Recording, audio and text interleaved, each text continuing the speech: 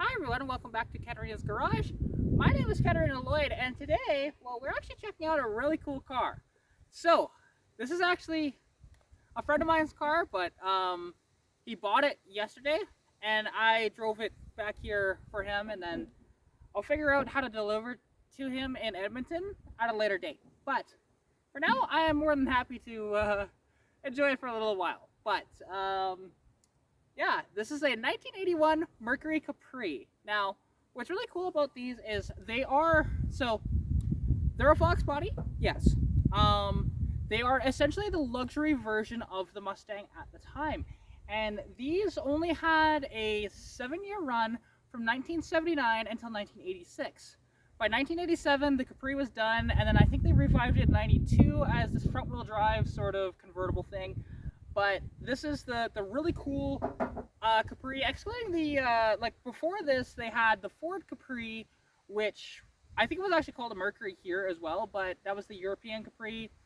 No V8 options whatsoever. You had only 2 engine options, which was the 2.3 Lima or the 2.8 V6 in those. But this one actually is very similar to my Mustang right beside it, which actually there will be another video explaining the differences between the two cars, because they're both 1981, so, and they both share something very similar with each other. But anyways, let's take a tour of this absolute beauty of a car.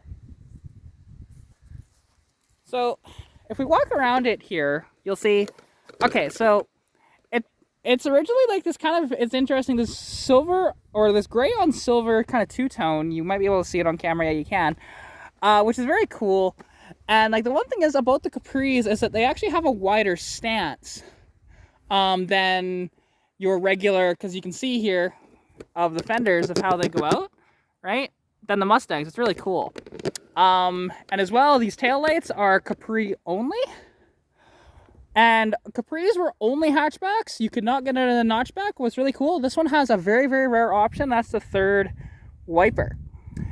And like, honestly, I've only seen one other foxbody with a rear wiper, and that's my friend's 82 Mustang. So, yeah, the car is actually in pretty good shape overall. Like, it does have its rust issues and whatever else. You can see back in the rear quarter here. You can tell roof skin needs some help as well.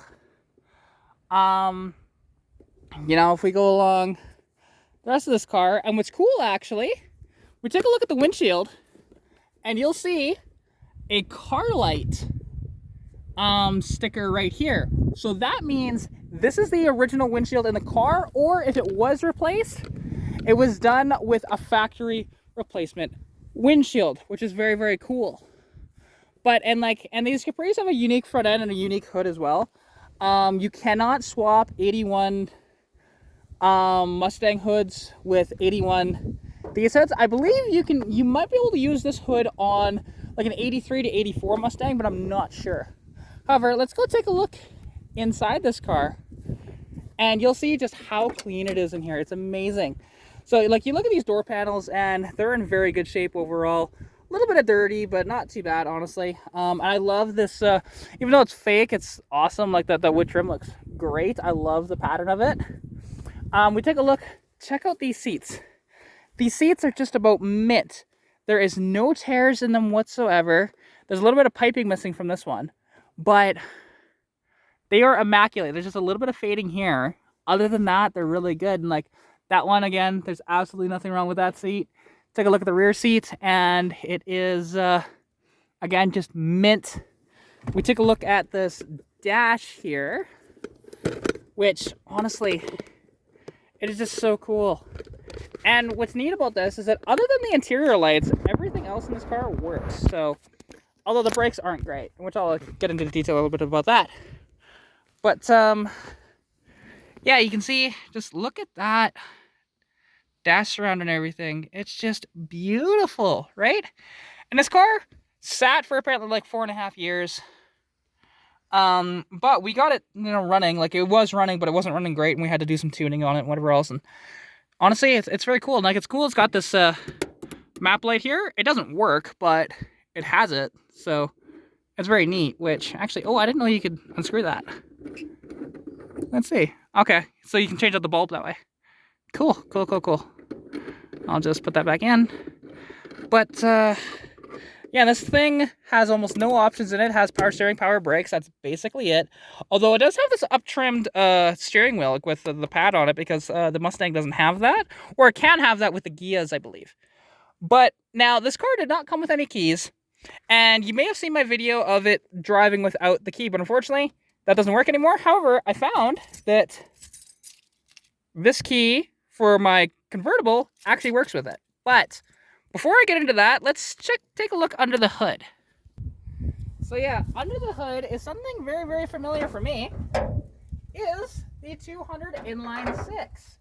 Now, these motors, honestly, they're a fantastic engine. You almost can't kill them. And yeah, it's honestly like this thing, the mechanic we bought it off of, he did the bare minimum to it. The power steering was a little low. And he just put on just plug wires, and that was basically it. Not too much. He didn't really try and detail this out at all. And, you know, like, I'm going to delve into this thing a little bit because it's down on power, and I'm curious if the compression isn't right. But yeah, anyways, let's hear this thing run, which now the exhaust underneath is so hokey. It's really bad. But you'll get to hear it. And yeah, it's surprising how well this thing is running now. It's still not 100%, but because again, it's low on power. Like, don't get me wrong, that car is faster, and obviously it's going to be faster because I've done some upgrades to it. But this thing just doesn't feel quite right. I don't know.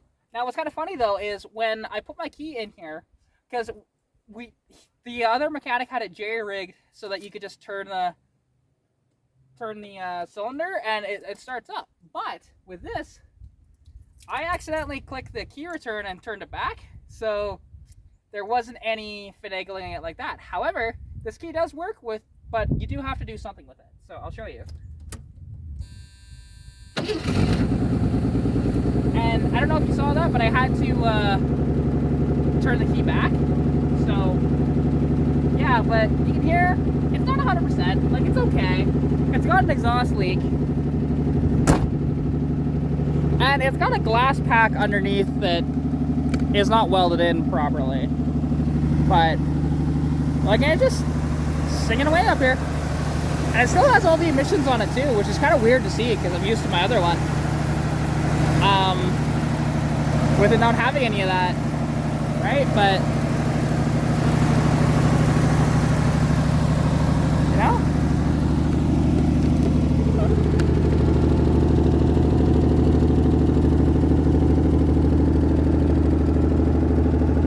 Like, it's so cool, honestly. I love this car. I want it for myself, but this is his car. Although he has said that I can take the taillights for my car, so we're gonna be doing some switcheroo of some of the taillight category. But yeah, it's very cool. And like, cause yeah, it's interesting. I guess they cut out the cat, but it's only like a $20 cat because I know that because I sold mine.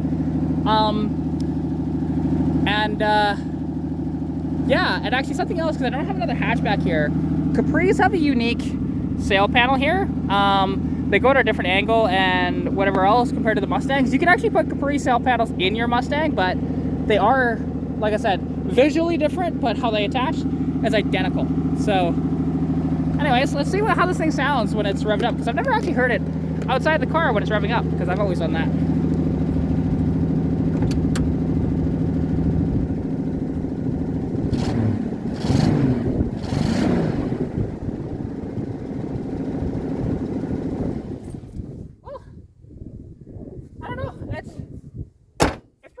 It's actually solid. Like, okay, it's got rust, yes, but nothing structural. Underneath, this thing is solid as a rock.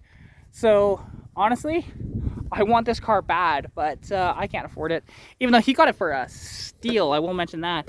And he's gonna keep it, so you know what? That's fine. But yeah, and so now I will explain this car a little bit of the story of, well, how he acquired it, whatever else. So my buddy lives up in Edmonton, and another friend of mine actually sent me the ad for this car. Now the guy was asking 800 bucks for it. He was being quite cagey with the details. He said, yeah, it's roadworthy, whatever else, which it is, but brakes are almost non-existent. Like the rear brakes are great. Front brakes, there's almost nothing. So that'll have to be addressed. And I drove this from Calgary to Sundre. Now I had to stop in Olds because of health issues, but I was able to actually do the drive, which I am very, very happy about, because with my health the way it's been, honestly, like even right now, you might notice that my chest is a little further out, and that's because I'm actually wearing a Holter device, which is a medical device for monitoring your heart for 24 hours. So it's a little uncomfortable, but I'll deal with it. So, yeah. So I get sent this ad for this car, and again, it was 800 bucks, and I sent it to my buddy. I'm like, do you want it? Because he loves these Capris. They're like his favorite car, it seems like. And every Capri I've sent him, he's bought just about every single one. So when I sent him this one, he's like, yeah, I mean, see if you can get any information out of the guy. And I was like, okay. And I tried to message this guy, and I was hoping that this actually had, there was 2 different engine block styles in 1981. I was hoping this had the low mount starter. Unfortunately, this has a high mount starter just like the other car, so we're still back to square one. Although I may have found a bell housing, potentially, on another motor. It's already pulled and everything, so it's kind of convenient. But we'll see. I mean, I don't really have a lot of money right now. But, so yeah, this car. When we get there, you know what? The thing didn't idle worth for crap. We couldn't really get it to really idle well, and then we just kind of drove it down the street, got some food, and then stopped at a Canadian Tire. And what's kind of funny is after we got food, which was only about 5 minutes or so, this thing was very warmed up when we were there for like maybe 20 minutes, is it stalled 3 times leaving the parking lot. And I'm like, oh my god, come on. And it's an automatic, so and because of the brakes the way they are, because the brake booster is non-existent, it's not working. So you may have seen under the hood there's a vice grip on the vacuum line, and that's just, honestly, all that's for is to block off the vacuum from there so that the car runs better, because the vacuum isn't going anywhere.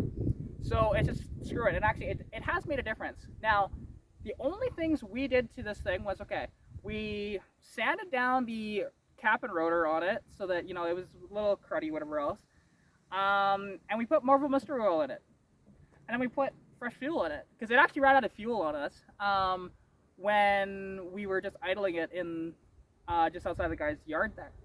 But yeah, and drove it all the way here, and this thing is awful, but it's amazing at the same time. Honestly, you fix the brakes on this thing, and it's actually a fantastic car. Like, it really is. Like, the stereo works. It's an AM radio, but it still works. You know, the interior lights, none of them work, but the rear wiper works.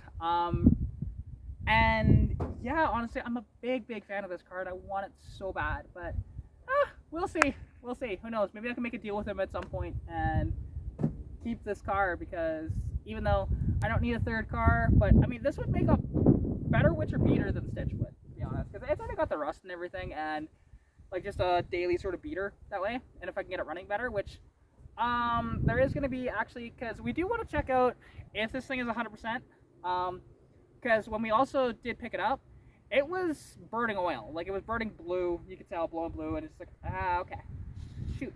So, okay, but not a big deal. Marvel Mystery Oil cleared that right up, and I think what happened was, it sounded like it was, there was a dead cylinder. And I think it was a stuck ring, and it wasn't really letting it turn very well. So, I believe once you put the Marvel Mystery Oil in it, and then ran it again, it cleared that right up. It got that all nice, and then it's actually, you can tell it's actually running pretty decent now. Yesterday we couldn't really get this thing to run that well, but now it's running good. So after that nice journey, whatever else, and that's the one thing. You blow the cobwebs off the car, take it for a road trip. That's how you know if your car is going to be good or not. You take it for one road trip, and you should be able to figure that out. You're either going to break down, which I wasn't sure if this thing was going to make it or not, to be honest, the way it was running, but it made it. And it's running pretty good now, honestly. Like, what I'm going to do, though, is I'm going to do a compression test on this car to see, because I know that the Mustang beside me compression is about, I think it's around 140, 150 on that car. So this thing, I have a sneaky suspicion it's a little lower than that, but we'll see. So, yeah, anyways, there's going to be a couple other videos involving this car as well, because, again, the compression test is going to be one video. and also checking out the plugs as well, because we haven't pulled the plugs yet in this car. But then as well, there's going to be showing the differences between an 81 Mustang inline 6 and an 81 Capri with the inline 6. So yeah, anyways, I hope you guys did enjoy this little walk around video. If you did, please like the video, comment anything you see down below, share this with all your friends, subscribe to the channel if you haven't already, and as well, if you want to contact me, you can at Katarina's.garage on Instagram, at Katarina's Garage on Facebook. As well, follow me on TikTok at Katarina's.garage as well. Anyways, hope you're staying safe during COVID-19. Good luck with what we're working on, and I'll catch you in the next video. Bye!